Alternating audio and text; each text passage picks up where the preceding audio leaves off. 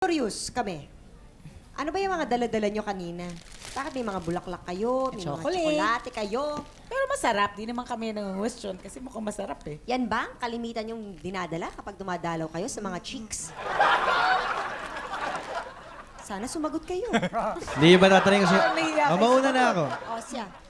Kasi tinawagan ako at tinanong, Call. Sir, kasi ano bang dinadala nyo sa misis nyo no, nang liligaw pa Noon lang nanliligaw kayo ka pa lang. Sabi ko, chocolate, saka flowers. Dadala ka ba ng Nagdadala ka ba chocolate? talaga ng gano'n? Tapos nawala yung mic ko. Wala.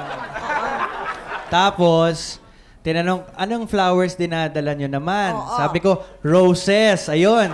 Siguro, naubusan ng budget, daisy na lang. So, dapat talaga roses yan. Mm. Effective ba naman?